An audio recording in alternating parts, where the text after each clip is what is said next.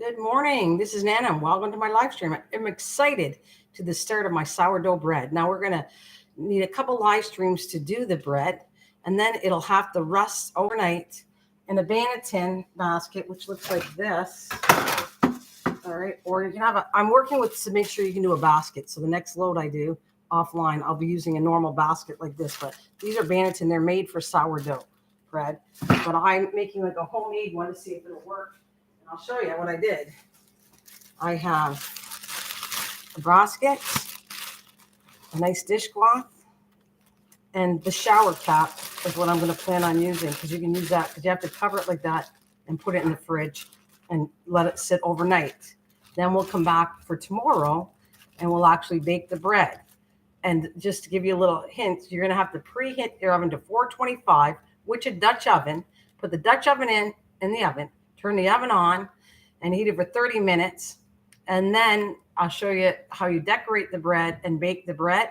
And that'll be finishing this whole thing of sourdough bread.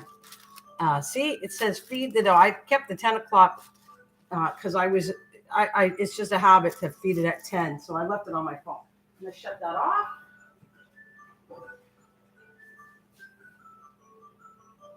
All right, so we're good to go. All right. So I want to explain something here. All right, the levain is something, the last time I did it, I did it later on in the afternoon, okay? So I would say 4 or 5 o'clock, and then I let it sit overnight. In the morning, it was doubled in size. I did it 10 o'clock. I did it kind of early, and so when I woke up at about 6:30, it needed to be fed. I could tell by looking at it, because what happens is you'll have no bubbles and it'll be very liquidy, not sticky. So I said, well, I either can't do it today or I'm going to try this. So what I did was I took out 50 grams of the levain and put 50 grams of flour and water and revitalized it. So for 3 hours, it sat in a warm place. I put the light on in my microwave, and see, it doubled up in size. It doubled up yesterday in size, but it sank because it was hungry, and now it looks really awesome. Look at all the bubbles in there. That's what you're looking for, okay? So you will learn, and you'll understand the dough as you use it, like the sourdough stuff, how it works. But you're looking for a bunch of bubbles. It smells like yeast. It doubles in size, the levain. Same with the starter, doubles in size. So this is a good one, levain. It should work all nicely out for me. So I am going to get started. For the recipe, we'll mix it all together. You're going to need a container with a cover, whatever it is, and I'll show you mine. But we're going to get started. I need to weigh in. I need 200 of the levain. So we're going to take, look at how pretty that is. Look how nice. That's what you want. It's happy, happy, happy, happy. So my advice to you is, if you're going to do levain, do it later on. Do it towards the afternoon, 3, 4 o'clock. Something like that, even 6 maybe, and let it sit overnight, and do not continue on until that is double in size, okay? And if it happens that it does the same thing to you, then take out 50 grams of the levain and feed it 50 grams flour and water. Let it sit for several hours. I did 3.5, and now it's nice. And then you're ready to do the bread. I want this to be very healthy, because the more healthier the starter or levain is, the better off you are in your better bread. Okay, so we are going to set it at 0. And like I said, I need 200 grams of the levain. So we're going to take out 200 grams. I'm going to, so you can see how nice that is. Look at how happy that is. It's beautiful. See? You can see it. So I'm going to just stir it a bit. And the rest, we only need 200 grams, so you should have more than enough. And this does 2 loaves of bread. And the rest will go into discard. All right, so we're going to make 200 grams.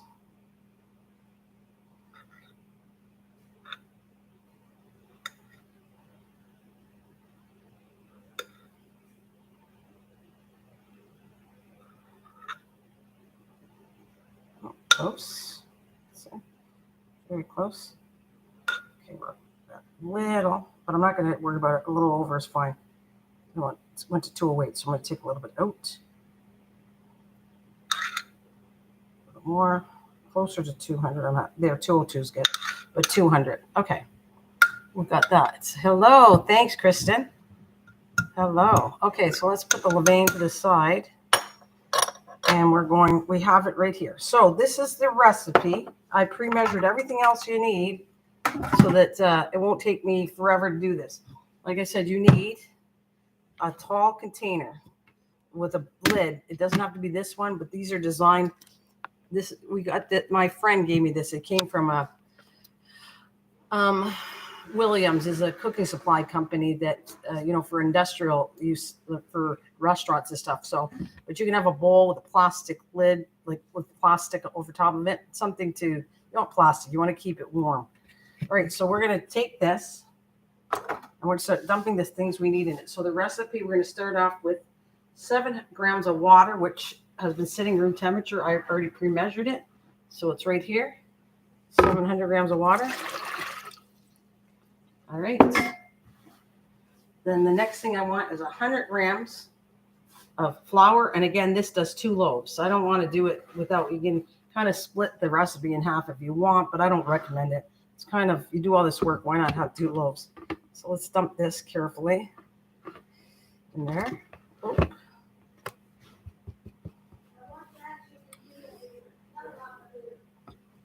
All right. My phoner's clean, so I'm just going to toss that in there. All right. And then we need the levain, which is 200 grams of levain, or some people call it starter. So I'm going to put that in here.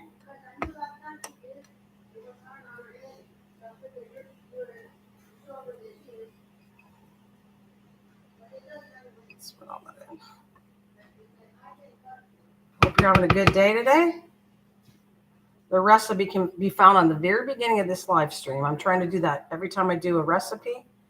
If you want to do it, I would recommend this one to follow along as you get all what you need and can follow along with this live stream, how to make it and what it looks like. All right, so we're going to get all that in, the good stuff of levain. That's the technical term, but some people they might call it starter. But when you're making bread, that's the technical term, levain. And we need 20 grams of salt.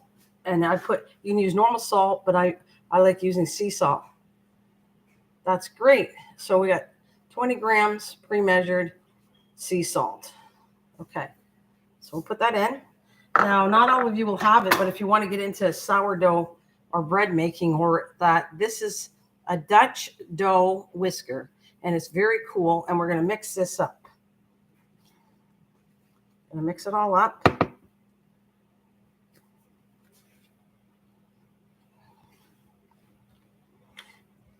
There we go.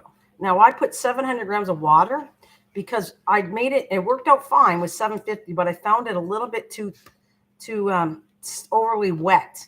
So we came up with the person showing me how to do this to cut the water level down. And if it's still too thick, we will add a little bit of water, but not much. That's why I put 700 grams plus a little bit of water. But I think I can tell by when you start making dough and all of it gets wet, all the flour. You don't want to see any flour.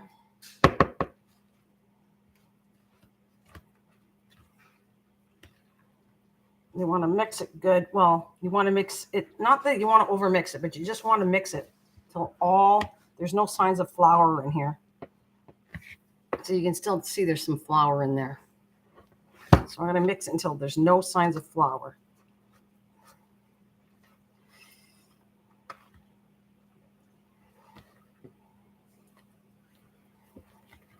All right.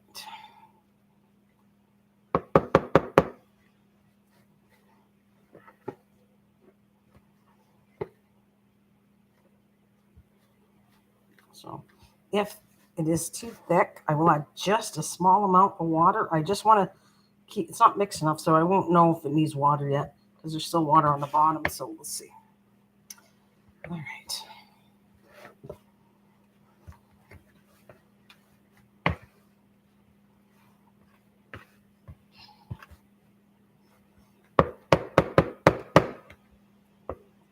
Off there. I call it always good stuff. See, it always, my hands are all cleaned already anyways, just in case. Want to know that. Hands are washed always before I cook.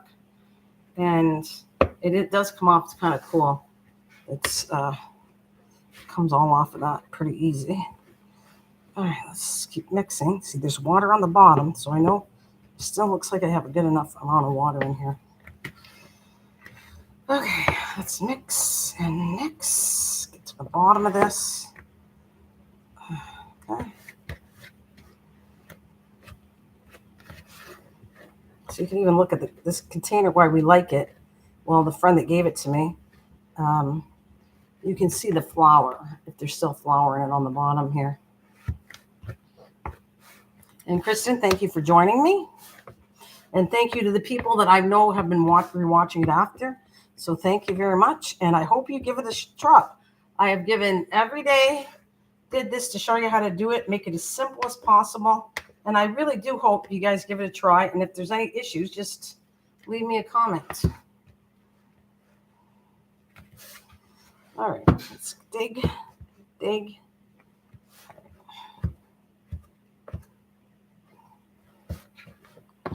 So still see, it's still nice and wet. It's actually not bad. I don't think I'm gonna have water in it.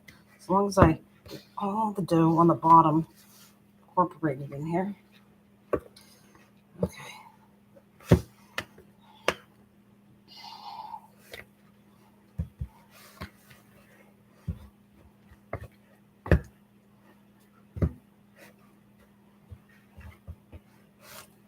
Might take a few minutes to mix this.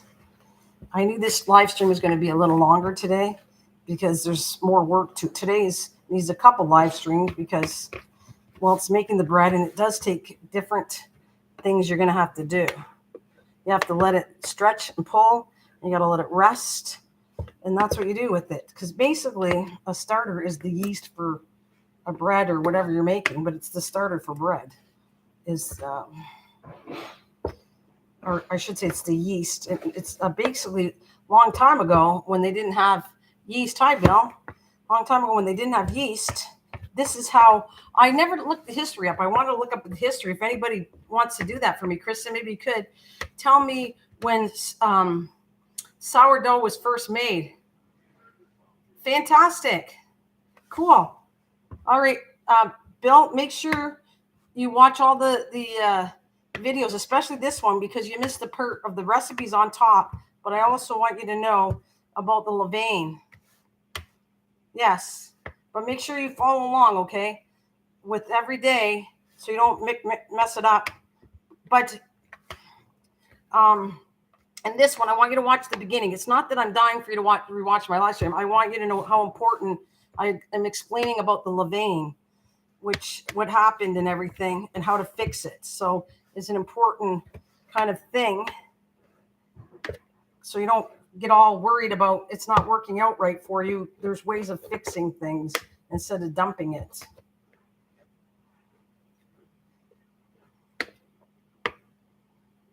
Yeah, I think that's a good idea. Hi, Cliff. Good morning. Do you have the this is really cool to stir the dough there, Bill. I don't know if you have this Danish dough whisk. It's kind of handy. Okay, I'm mixing and mixing. See, there's still flour on the bottom, so that's why you want it all stirred, all of it. How are you today, Mr. Cliff and Kristen and Bill? How are you doing today? Okay, so I'm going to get in there and dig because I can see it still has dried flour in it. You don't want any dried flour at this point. You want to make sure it's all incorporated really good.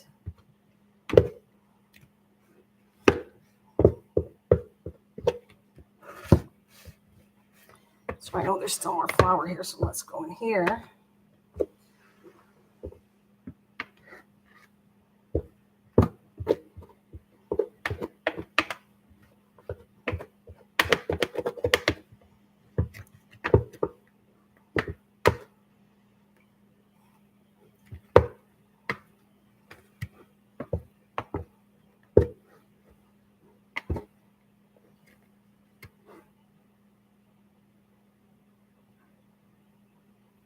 Yeah, I'm sorry about that.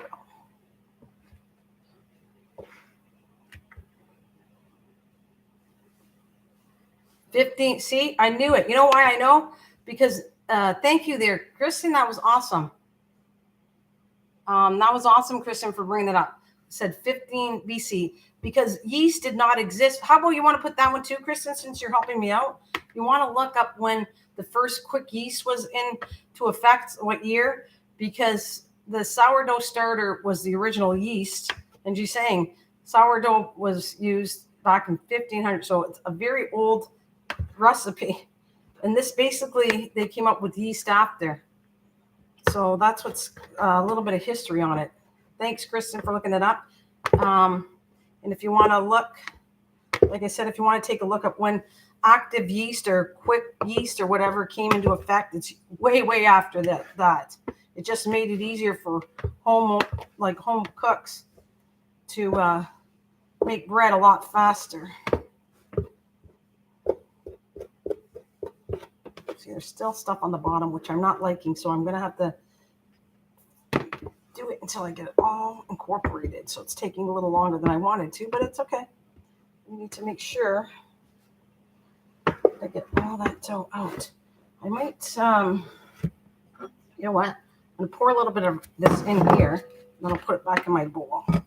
Because I want to make sure that I get the bottom here good. There, that's better. There's nothing on the bottom. And I'll mix it in the bowl. I'll put it back in this container. Okay, the glutens are probably like really not happy. Or maybe they are happy, I should say. So we're going to cut that off. And there's nothing that's powdery in here. And I want to make sure I get the very bottom of this.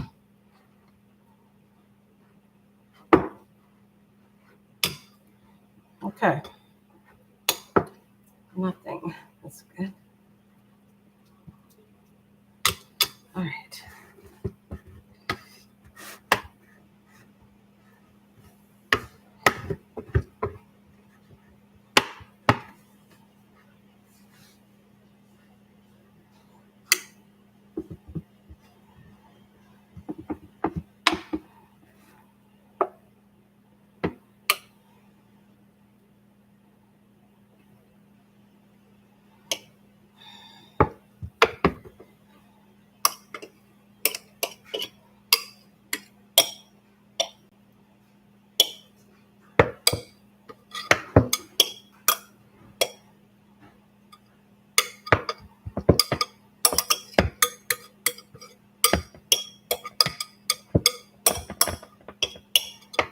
All right. Now you could have used a dab of water, but I'm trying not to add any more water than this because it was on the softer side and wet side. So I'm trying to work with that. So it's going to take a little bit of time and we'll see how it works out. But you could have added a little water, but I don't want to do this. I want to check this bread, how it is with the water consistency. And then if there's an issue, I can fix the recipe. But right now, that's what I want to do. Okay, it looks like everything's incorporated. Right.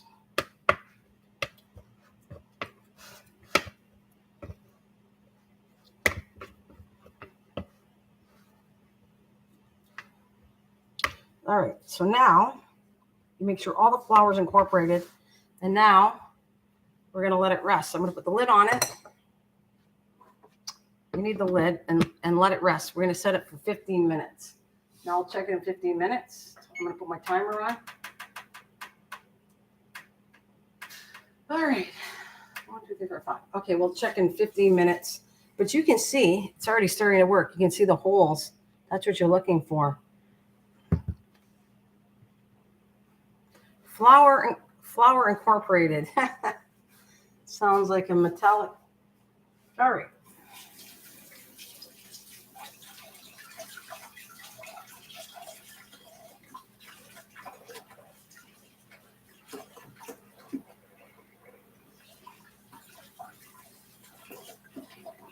I'm going to wash my hands and we're going to let it sit there. And you're going to have to do this you're going to do, it's called stretch and pull, and you're going to have to do this 4 times. It's 3 to 4 times, but I'm going to tell you to do it 4 times because you want the walls to tighten up, and you want, you don't want to overdo it, but you want to get air pockets put into it, but you're also tightening the sides for the bread, was what we're doing here. So in the meantime, I'm going to take the rest of the levain and put it in my starter, or my, sorry, discard. So let's get my discard jar out.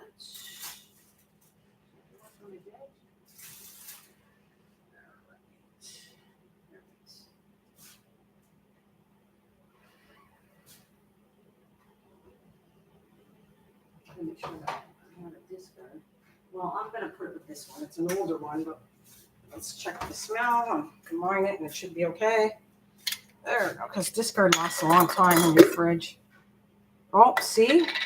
I want to show you something. When the discard sits, see? You can see that's the liquid that you kind of dump out. It means this is hungry, and there's a liquid which is alcohol.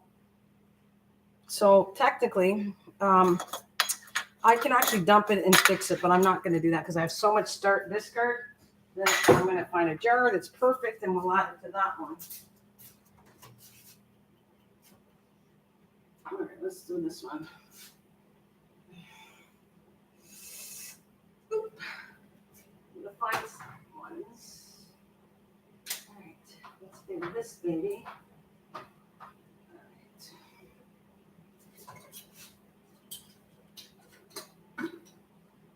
See, they start to do that.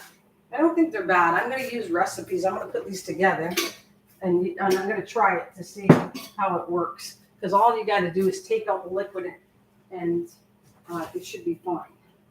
But I'm on my search of finding another jar. I have so many jars in here that... oh, here it is. This is the last one I did. Yeah, May 19th. This is all I'm going to put it in right here. Okay. Yeah, looks good. Right. Let's dump this in there.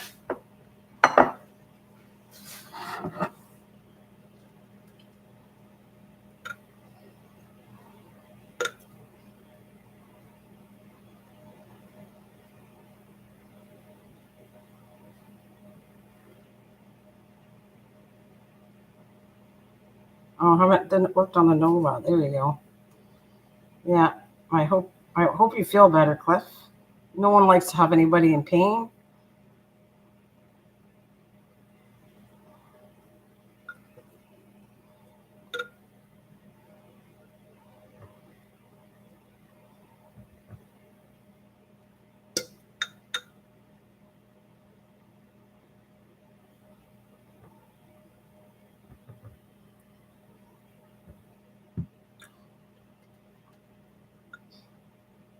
So I am gonna try that discard even with it, but that's with the alcohol.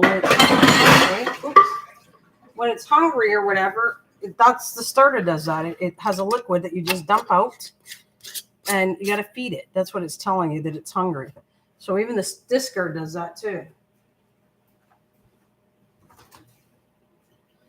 Okay, that's good.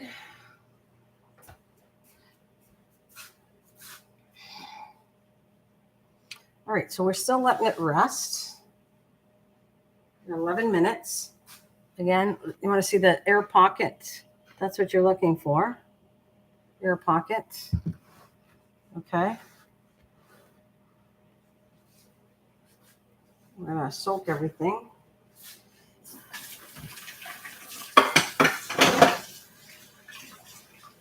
Oh, I'm not a sip of coffee since I'm going to take a little bit of a break. All right. The notes are at the top of the screen. But this one I suggest you follow along to show you what I'm going to do.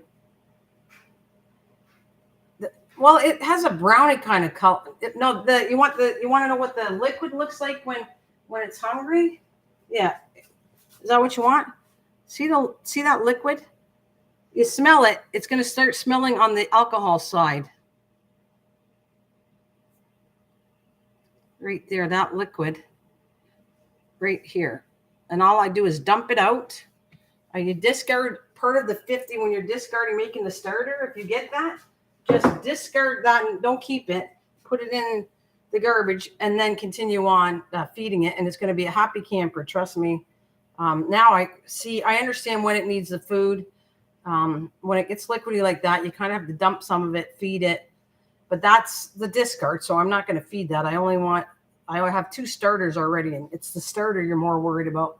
The discard, I think you can fix it up, but I have to work with that.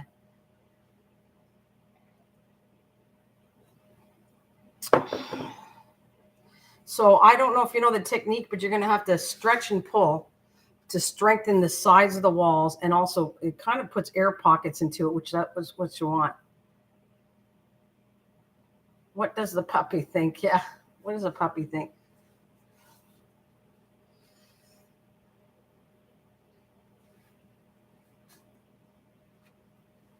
I can't wait for you to follow and get it done, and then we're going to do some cool recipes.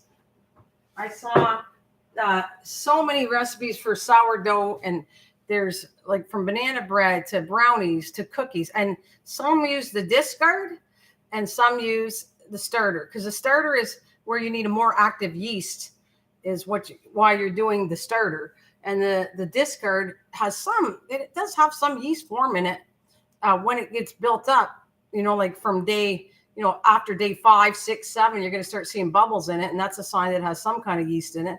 But you use that for other recipes. Oh, it has an awesome taste, Bill. Plus, if you look, there's a nutritional factor to it too. I don't have all the ideas, but supposedly this is very good. Oh, could you live off of bread and butter? I can't wait to design it. That's another thing, Bill, Cliff. It's what's really exciting about the bread is when you'll see it. I have to do it tomorrow, but when it comes out of the fridge after you let it sit and proof overnight, you bring it out and turn it upside down, because the bottom is what the top is for when cooking it. And then you actually take off the rice and all-purpose flour, and you put flour to coat it. Then you take a razor blade and you cut a design in the bread, and the flour is what makes you shine and show up the design in it. So that part is really fun when you go to get down to tomorrow, when I'm going to go and decorate the bread and bake it. It's awesome. It's really cool. And then it slices and freezes nice. I mean, I pre-sliced it, so you should do that, because it's kind of awkward to cut at first. But if you want to freeze the bread, cut it up and then put it in a pack. And this is it right here. I'll show you. Because I was fooling around to see how good it would taste frozen and how it freezes. So I'm going to show you the bread right now. It's got a little bit of, what's that word? Not frostbite, but whatever. But here it is. See? I cut it ahead. And there it is. Pre-frozen. Follow me for more recipe. I'm going to cut a drone in mine.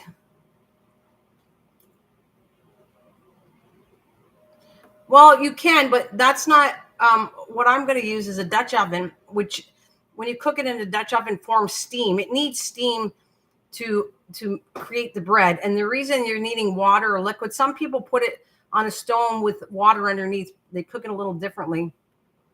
But yes, I would probably say it's the same thing.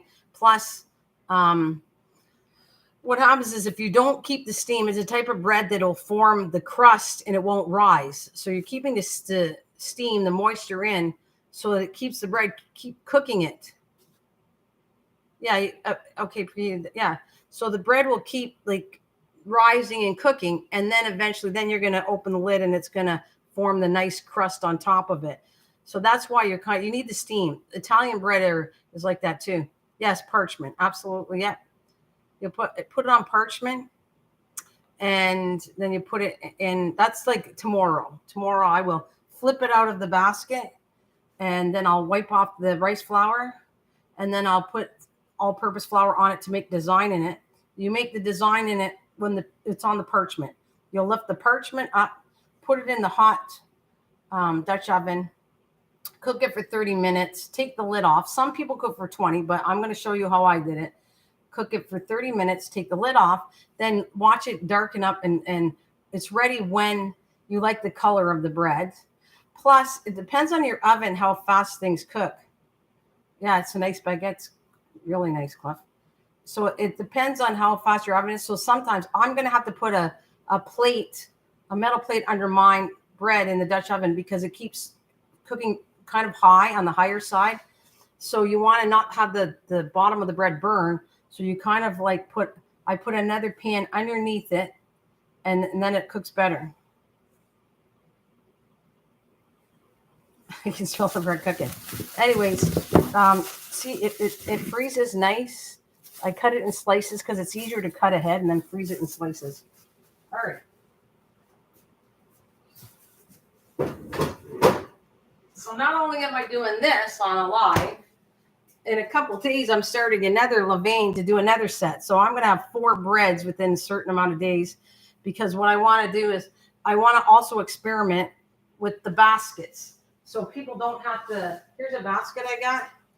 And so people don't, I'm trying to think, I watched videos and I think this would work, because if you don't want to go and buy, you know, the containers that are made for it,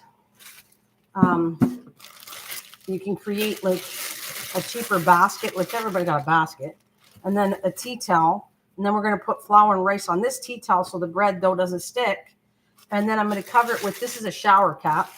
Cover it with a shower cap. And I'm going to try that for the second set of bread. But I probably won't be doing it online, but I can come back and show you what it looked like.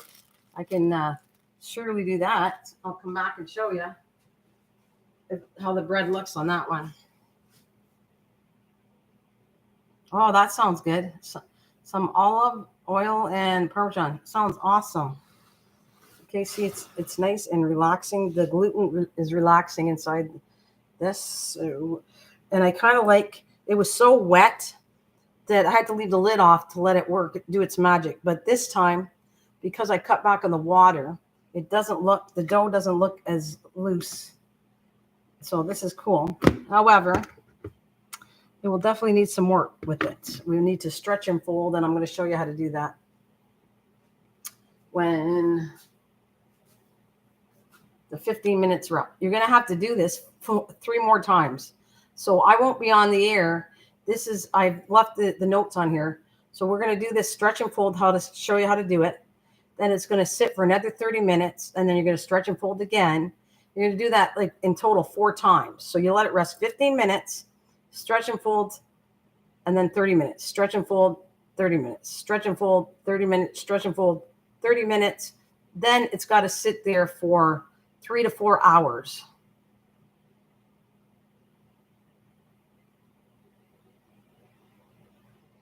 Yeah, no, gluten is in flour. If you research it, Bill, gluten is in most flours. Some flours don't have it, but in most flours it does. So, yeah, you should research it, gluten, because a lot of people can't eat it. But gluten is in most flour, like all-purpose flour, it's in there. And a lot of people can't handle I want to call it chemical that's in it, but it's not really a chemical, I guess. I don't know what to say, but this is what, most breads are made out of.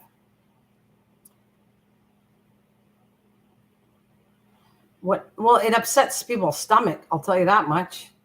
It can really upset your stomach if you can't handle gluten. It's kind of like, can you handle milk?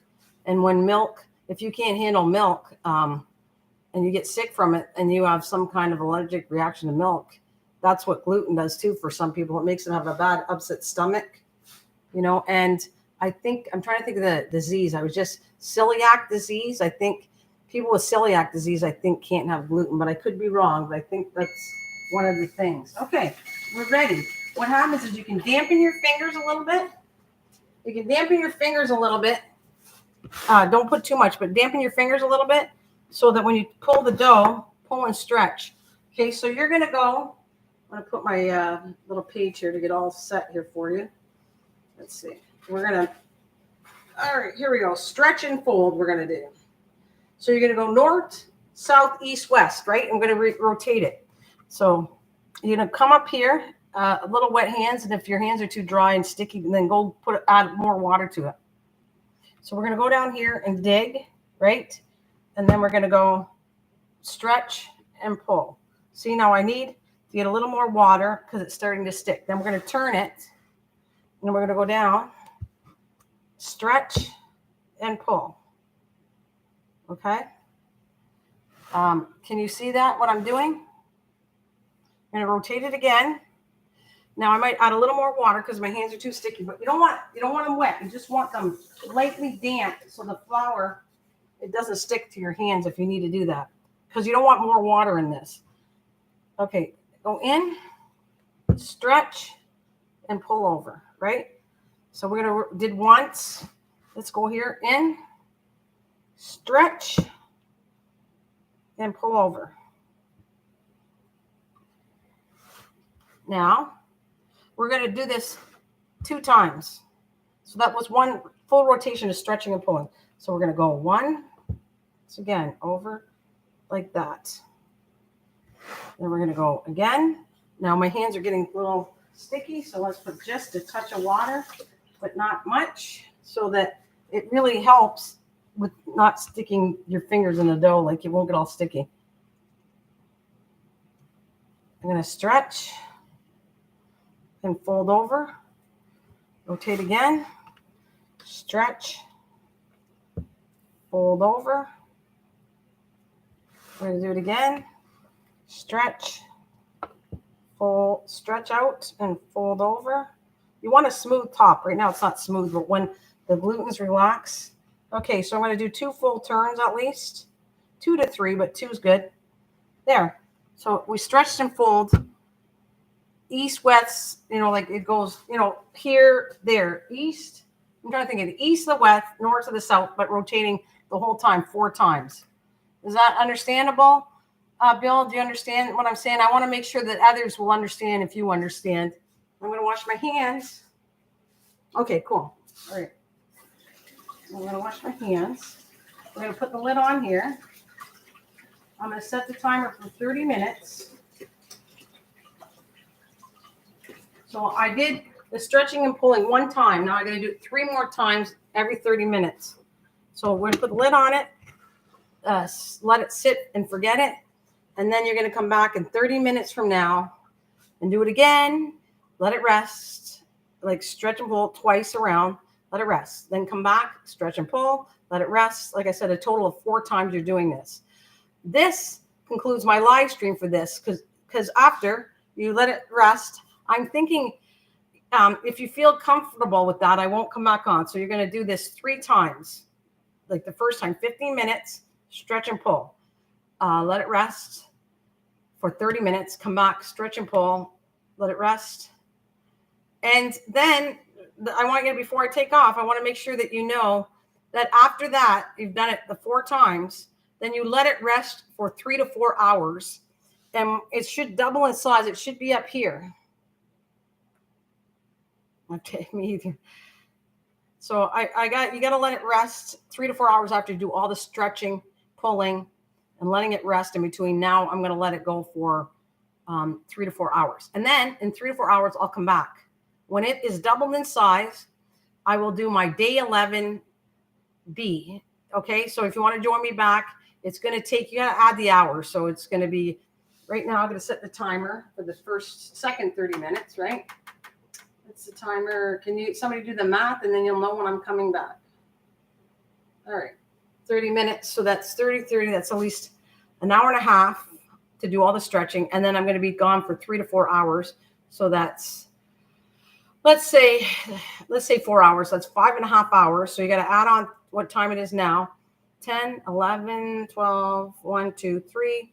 So it'd be probably 3 o'clock my time, between 3 and 3:30, I'll be back to show you how to do the rest of this. Everybody good with that? It's going to take a little longer live stream to do that because now I got to shape the bread. Yes, I'm going to come back today because it's all done in one day, Bill. This is done. The second half is done in the same day. And then when I put it in the baskets, You're going to let, at that point, I'll be done for today. I'll put them in the baskets, put them in the fridge, let them rest overnight. I'll come back to you at 10 a.m. tomorrow with the oven already on for a half an hour at 425 with the Dutch oven in the oven on for a half hour. Then I'll come back and show you how I decorate it and cook it for tomorrow's live. Okay. So we're all good. If you can't watch, then just watch it. If you can't be here, then just rewatch it for your own, to help you out. All right. Thank you guys very much. Thank you, Bill and Kristen and Cliff. Thank you so much. All right. Thank you so much. Just time within, I'm going to be back within that hour. I don't know. I got to see when it rises double. So that's why it's like 3 to 4 hours, depending on when it rises double. I might be less than 4 hours. So an hour and a half. What did I say? 5.5. You got to kind of allow. It'll be somewhere in the afternoon. Okay. Take care, guys. Thank you so much for following. And I hope this all makes sense to you. If nothing makes sense to you, just leave me comments and I will explain to you further detail to you one-on-one. Bye.